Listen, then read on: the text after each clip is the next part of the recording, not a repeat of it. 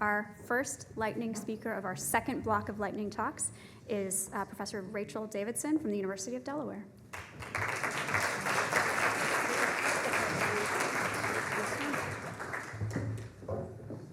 Thank you.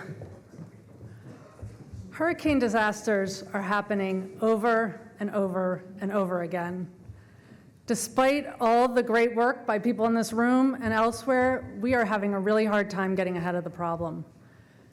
At the Coastal Hazards, Equity, Economic Prosperity, and Resilience Hub, we hypothesize that part of our difficulty finding effective solutions that are actually implemented is not addressing the competing goal of economic prosperity and not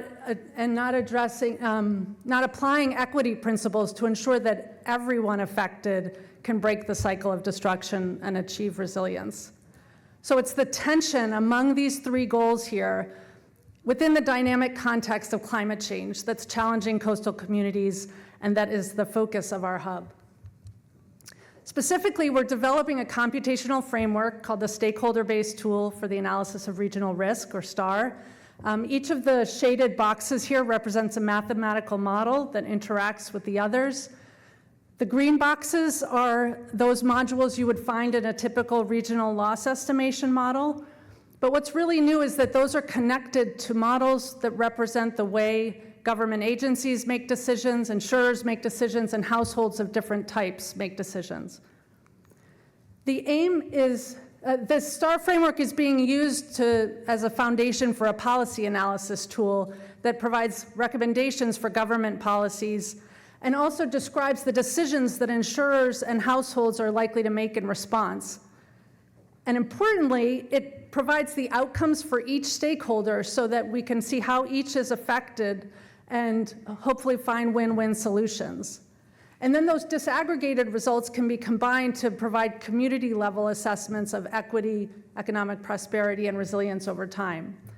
So the aim is to recommend policies that are likely to actually be implemented because, one, they align with the way decision makers naturally make decisions, and two, they offer win-win solutions.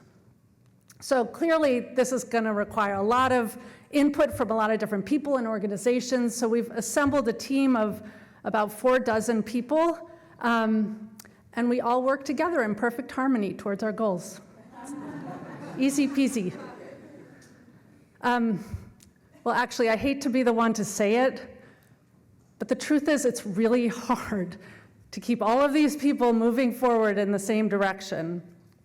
There are a lot of different goals floating around. So we're organized, the researchers are organized into these 5 thrusts. They're each trying to make disciplinary advances. Each faculty, postdoc, student, and staff member has their own personal and professional goals. Our partner organizations have their own goals. And then there's the goals that we promised in our proposal that the entire team together would provide.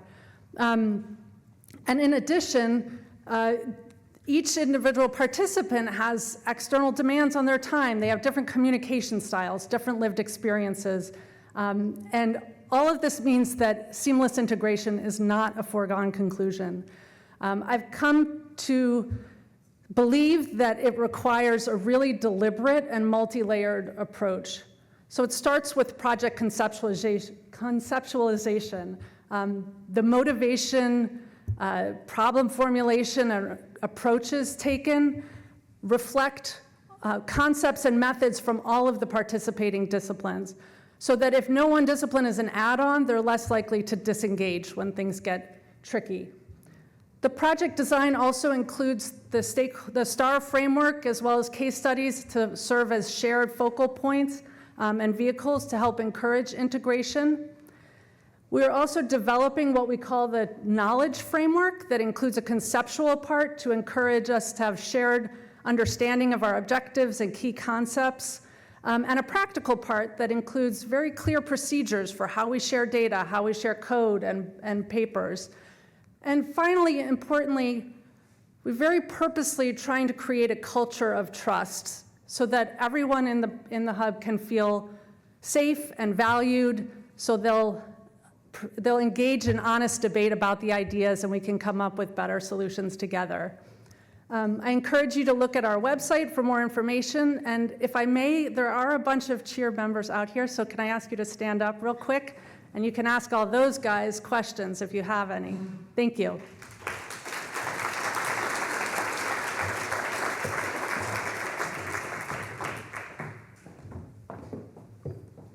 Thank you, Rachel. Our next speaker is Mia Lochhead, a PhD student at Stanford University.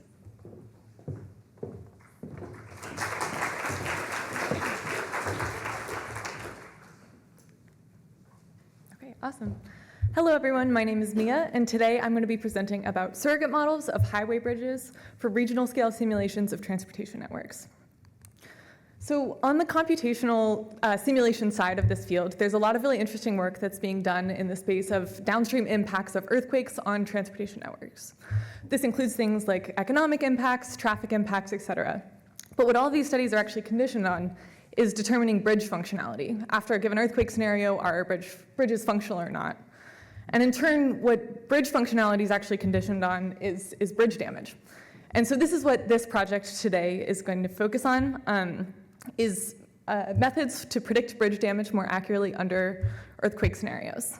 So let's take a look at how this is kind of done in the current state of practice, starting from a bridge inventory and moving to getting a prediction of bridge damage. The first step in this process is to select an earthquake scenario and generate correlated ground motions for the given sites of interest, which I'm doing using the SimCenter's R2D tool. From there, these ground motions get passed into HAZUS damage state curves, which are generalized functions that map from earthquake intensity to damage state. And what you can see in this plot here is that the blue, which represents the HAZUS prediction, does not quite match the predictions made from high-fidelity numerical models of bridges. The HAZUS prediction actually is quite different in this case. And so what I'm proposing in this study is that instead of using HAZUS, we can actually pass our inventory information and our ground motion information directly into surrogate models to get a much finer-grained look at damage and get more accurate predictions of damage state, which much better represent the results of the numerical models. So what do I mean by surrogate models? Surrogate models are machine learning models that represent statistical relationships between data. In this project, I'm looking at 3 different models, including multivariate log linear regression, which is the best linear fit through the data, Gaussian process models, which map response distributions over functions of input variables, and then finally, probabilistic learning on manifolds, which generates learned data sets. In all of these machine learning studies, which seem to be emerging more and more right now, the question of actually having enough data to train and test these models is quite prevalent. And so because of that, the whole first part of this project was actually to generate a big bank of bridge performance data. We did this by sampling ground motions that varied along frequency content and duration, and pairing each of those with bridges that we designed to represent the Caltrans bridge inventory. These were then scaled up using incremental dynamic analysis up to bridge collapse to generate a big bank of performance data, from which we extracted 7 different input parameters, which represented both the bridge structure of interest and also the ground motion of interest, and several output parameters, which represent the bridge response itself. Once we had this input and output set, we were able to train, validate, and test our 3 surrogate models, which enabled both a qualitative and a quantitative comparison across the 3. I'm not going to go into details on the results of that, but at a very high level, what we found out is that there's no perfect model. There are trade-offs in all of these. The log linear regression, although it's quite easy to use and not computationally demanding, is the least accurate. Gaussian process is quite demanding, but pretty straightforward to train. And then our probabilistic learning model was, for us at least, by far the trickiest to train, but was the most accurate in the end. So because of that, we've selected the probabilistic learning model for our case study, which at the current point is about 73% more accurate than the HAZUS predictions of damage state at 0.04% of the computational cost of using numeric models. But this kind of improving on HAZUS isn't really the end goal of this study. What really matters, and the reason that we were interested in these surrogate models in general, is that these computational tools allow for much more accurate predictions of downstream impacts of hazards. In the context of bridge performance, this can include things like improved estimation of traffic and economic impacts, improved decision support for retrofit funding allocation, improved post-earthquake response planning for exit routes in an earthquake scenario, and then finally, just an improved understanding of seismic risk in our communities. Thank you so much for the opportunity to speak today, and a big thank you to the Sim Center as well. They were super important in getting started with this work as an early stage grad student. And if you're interested in learning more, I have a poster later today. Thank you so much.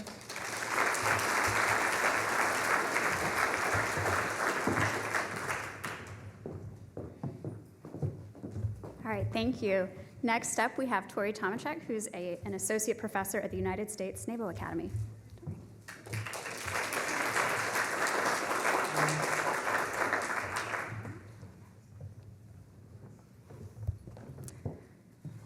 Thank you so much, and thank you so much for the opportunity to share some of our work on engineering with nature for coastal hazards mitigation.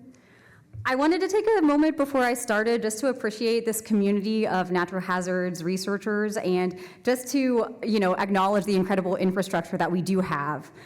Speaking of infrastructure, I think the facilities that we have in here are truly amazing, and I think a lot of the engineers in the room maybe have done a lot of research on specific infrastructure components. And so I'd like to take a second to ask each of you to think about some sort of infrastructure. And so just take maybe 2 seconds and let something come into your mind. I asked Microsoft Bing to do this, and you can see the image that it gave me, kind of futuristic. I don't know how we got suddenly 3 moons, but it did pick up some really good points. I think maybe some people pictured some urban assets or a city, maybe some highway transportation type infrastructure, even some ships or harbors in the background. Did anybody think of a mangrove? Or what about a dune or an offshore reef?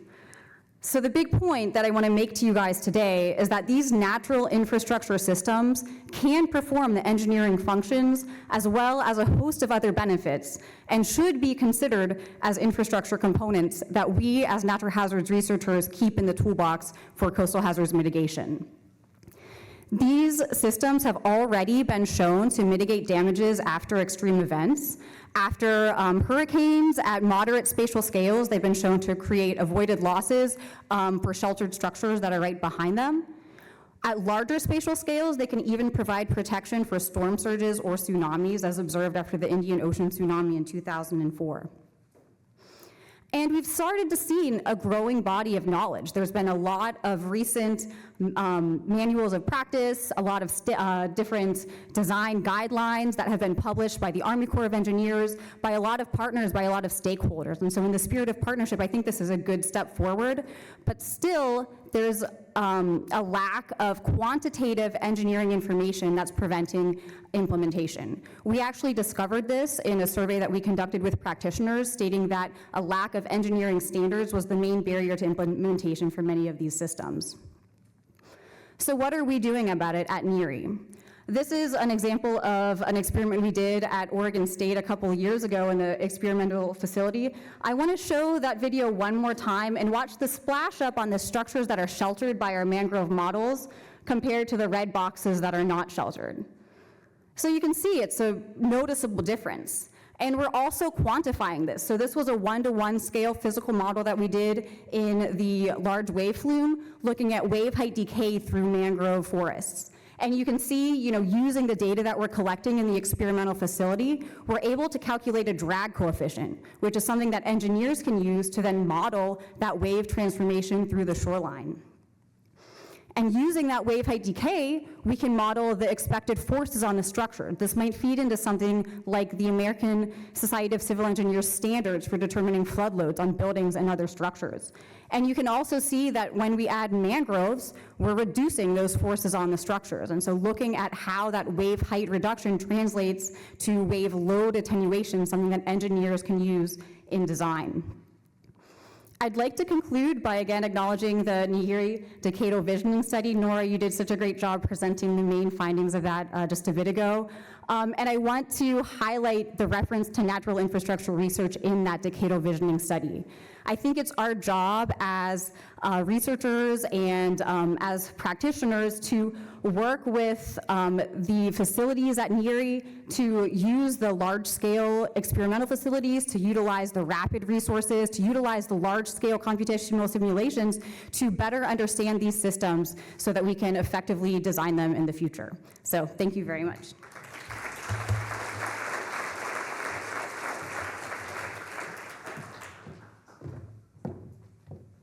And Tori has a session tomorrow on this, yes. All right, our next speaker is Tim Cockerill from the NERI Design Safe at the University of Texas, Austin. And go ahead, Tim.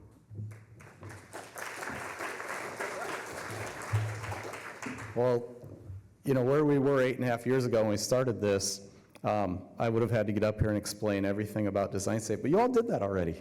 So that's awesome. I really appreciate it, and we've really come a long ways as a community. I will show this for those of, maybe there's one person here that hasn't been to the website maybe or heard of NERI or Design Safe, but it is built and maintained by the University of Texas, Texas Advanced Computing Center, the supercomputing center there, and we benefit not only from having 200 academic professional staff members working on everybody's research in the country, but software engineers developing these capabilities, et cetera, equipping you to do your research and to have the computational resources, mostly NSF funded, to back everything you need to do, and the data management capabilities, data curation, and publication that Dr. Maria Esteva has developed for us as well. So the community impact, I think, it always comes down to people, no matter what. And we have established a community of practice and helped build that up with, it's multidiscipline, it's multi-hazard, it's international, it's multi-agency. It's all of you in this room represent all those things. We help facilitate that, and we've done that through our outreach, but also through Slack communications, right, which didn't really exist, was just emerging as we took over in 2015 from the previous program. And it has evolved into something that allows all of you to communicate. I looked at the stats the other day. There are way more private posts than public posts. Many of you have built your own little channels and are talking to each other through them, whether it's your research team or whatever. It's amazing impact that you have built up in this community as well. And talk about translating research, right? We've heard that, and we've seen some great examples of that, of practitioners being very involved in the community. The NERI Computational Symposium at UCLA in February, there was a great session that had educational impact and resources, and there were two people on the panel from engineering firms that we're talking about how we need more computational education, and it's supporting industry practice these days, right? And we have people across the room that have already talked about ASCE7 and impacts there, and bringing more computation to that. And we support all of that, we equip you for that, and it's great to see that moving on into industry practice as well. And I think, let's see, the other thing is how this community has really come together and embraced sharing your outcomes with each other, sharing perishable data sets from field research, sharing your simulation data results that you've had from everything from the experimental facilities, and not just from within NERI. We have international people publishing and sharing their results as well. And multi-agency, right? NIST's talking about how they publish all their things. There's the number of publications, the amount of people looking at the data, downloading it, using it, the numbers are just huge. So I'm not even looking at them. They're big. I threw them on here just to have something in the background. But this is proof that this program, NERI, has become well accepted. All of you talking about, thank you, Judy, we are critical to the national infrastructure. I appreciate that. That's just amazing, and we work so hard at this to be here for you. And being here for you is the next part here. Okay, so, well, Maria is very involved. If you haven't met Maria, you got to talk to Maria. If you want to know anything there is about curating data, publishing data, doing it better, come listen to Maria and then find her and talk to her. We're available here. As many of you, I've met a lot of you already at various places. You know, I can talk your ear off, but come talk to me about your research, because we want to not only provide everything we do through the portal, but if you need deeper resources, supercomputing resources, we do that too, right, and integrate that back in. So thank you all so much.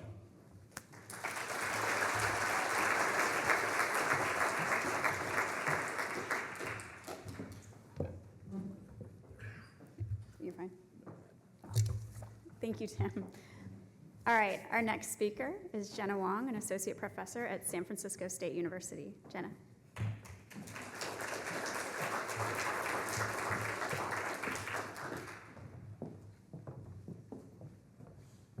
All right, thank you, everyone. I'm excited to be here today to talk to you about an evolving field of sustainable structural resilience. I hope this is a preface to more discussions that I'll have with many of you today during the poster session. But to start us off, sustainability, as you probably know, it has a lot of forms of definitions, ways of viewing it, and you probably think it might be newer than it really is. And so this is actually a definition from the 1980s from the UN. And it basically is saying it's meeting the needs of the present without compromising the ability of future generations to meet their own needs. And so within that concept, this sustainability movement really has been rooted in what we've been seeing as global climate change. And for us engineers, all of us here today and throughout the talks we've had so far, we know that we're seeing a lot of changes to natural hazards. First off, we know that we're seeing far more hurricanes, higher intensities. We're seeing more atmospheric rivers. This is causing significant flooding in areas that sometimes may have not had seen flooding previously. Additionally, we have more extended droughts, which is causing increased chances of extensive wildfires, which I think throughout both East Coast and West Coast, we've seen this predominantly. So within this mindset, we as engineers, we've been kind of equipped to think about structural resilience and performance-based design. And we ourselves are starting off with this motivation of addressing this climate change issue and these new hazards. But the interesting part about it is that sustainability and structural resilience have been rooted in that same motivation. But interestingly enough, we've been going on two separate paths, very much parallel to each other as we see here. We can see what we're doing and kind of, what each other's, movements are, but we don't necessarily have a lot of interaction.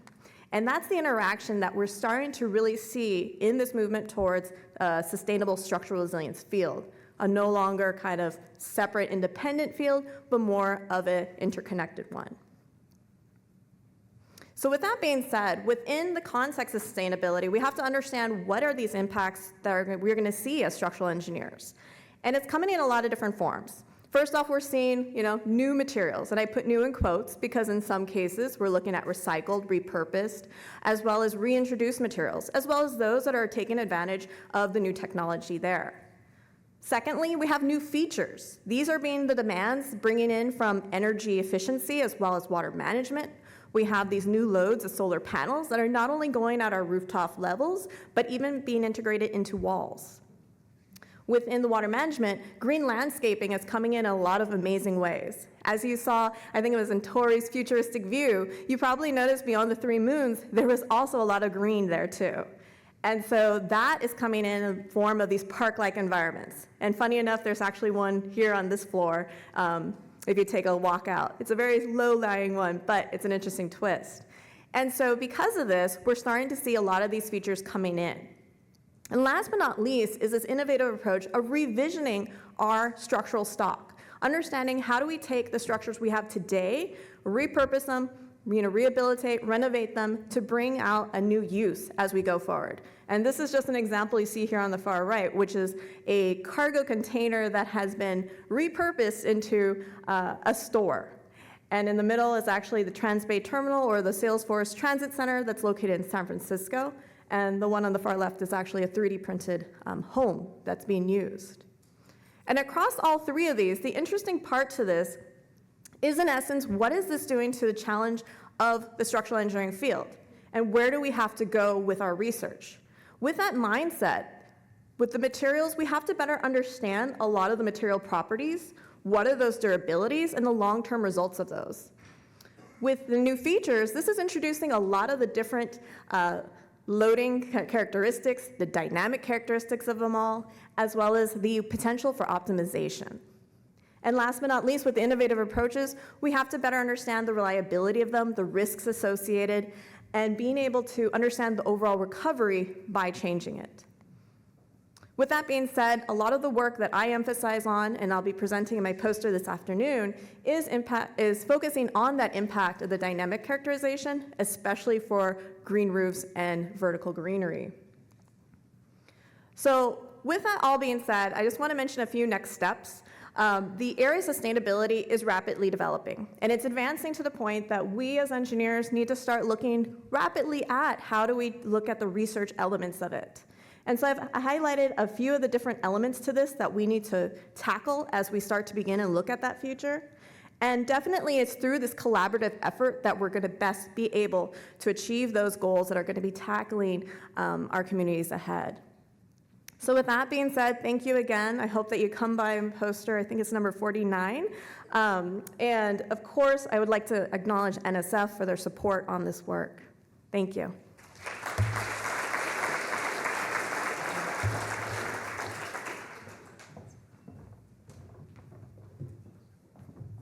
All right, thank you, Jenna. And our last speaker of this block is my colleague, David Prevatt from the University of Florida.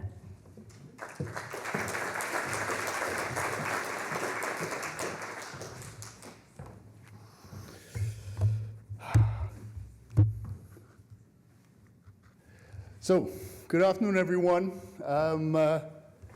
We gather here on the ancestral lands of the Piscataway, discussing people, the impact on our research. How does our research benefit society? I focus today on the hazard resilience of the single-family house, that one that's impacted by tornadoes throughout our country. I'm inspired by the example of the Piscataway, who 8,000 years ago lived in houses that were resilient and sustainable. Yeah? My trajectory, my personal research trajectory, closely aligned with the concept of the civil engineer, their duty to society, to protect the health, the safety, and welfare of the public. That was in 1792 ICE. We are the profession that harnesses the forces of nature for the use and benefit of man, of humankind. Wind engineering chose me, I think, rather than I chose it. My first project was cyclone-resistant housing in the Caribbean after Hugo and Gilbert and Andrew devastated houses. And engineer, I thought to myself, in 4 years, I can solve this problem. How far have I fallen from that? But you know, that was the hubris of us engineers. We can solve this. But it was after 2011 Joplin that you've heard something about from my colleagues at NIST, Mark Levitan and others, where it's dawned on me that this planetary forces, that's not the problem.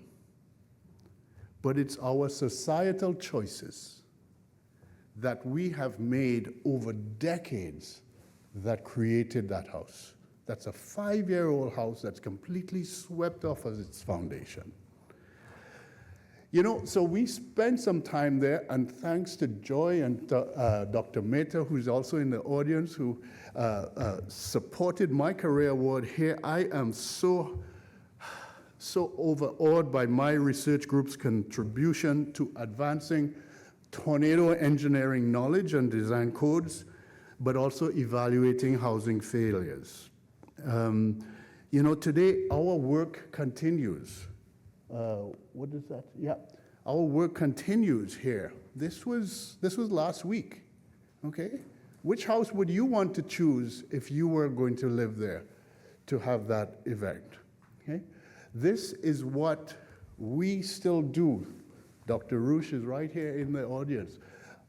Not only do we need to use this, Dr. Roosh published this and 186,000 of the public viewed it on Twitter. That's the impact. That's the trust our voices hold in society. So, but building codes, new building codes can only do so much to alleviate the vulnerability of millions existing in at-risk tornado housing. Let me do the numbers for you. Imagine we have 114 million buildings in this country, and 95 million are single-family residential structures. Another 8 million manufactured homes. In other words, 90% of our structures are single-family homes. Is it no surprise that therefore we have the damage that we see? There is a direct link between the damage and the lack of engineering knowledge implied into those structures.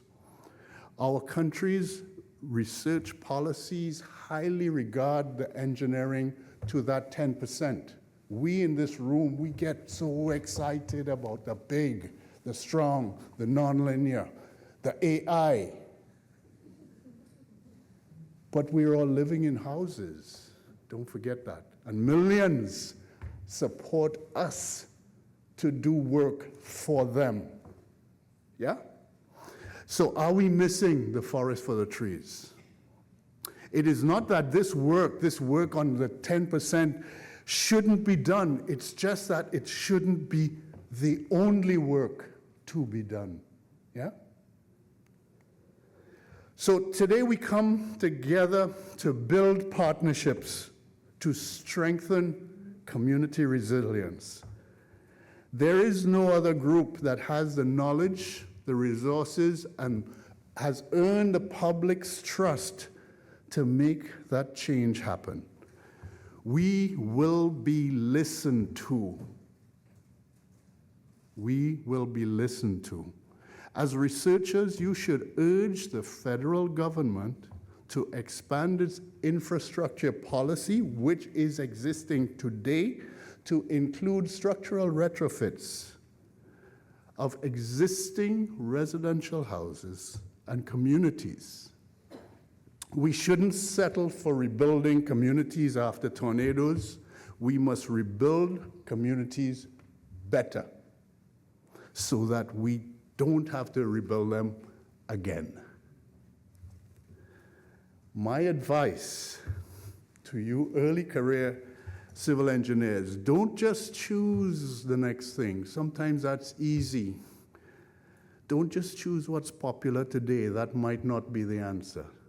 Follow your passion to trailblazing research opportunities in the redesign of our 90% of our buildings that have been minimally engineered. This will change lives. Tackle the complex problem of not just engineering, but engineering within a social context, right? To us, the senior engineers, senior researchers, We're being called to lead today, to hold space for others to follow us. And as civil engineers, we must serve beyond our research labs to write more than academic papers. Write more than academic papers. What do I mean by that? Let's all commit to doing one thing in this room for change, and you would be surprised how fast change will happen. So I'm inviting you today to do one thing, just one thing if you can, dedicated to change. Join me and others. Here are 4 things that you can try. The first thing, please, let's update the Manufactured Home Building Code and replace ASCE 788 with ASCE 722.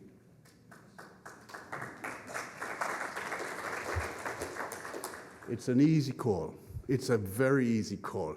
And also serve your community as Stuart. Where is Stuart, my council member is? There he is. Serve your community, because as you take your voice of the natural hazards into that community, the knowledge capacity of that community increases. They make better decisions as a result of you being there. Thank you.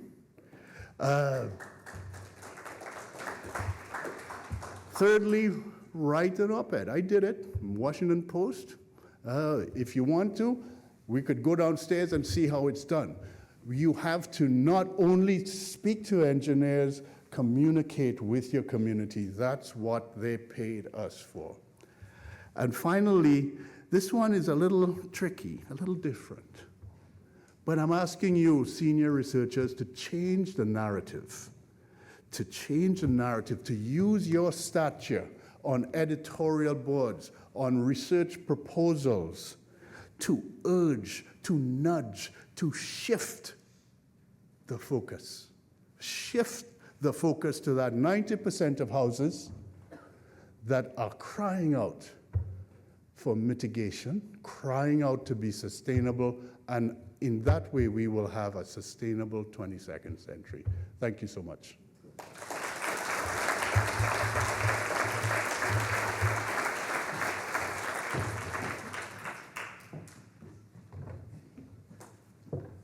All right, those were amazing lightning talks. Thank you to our speakers once again. So let's give them a round of applause.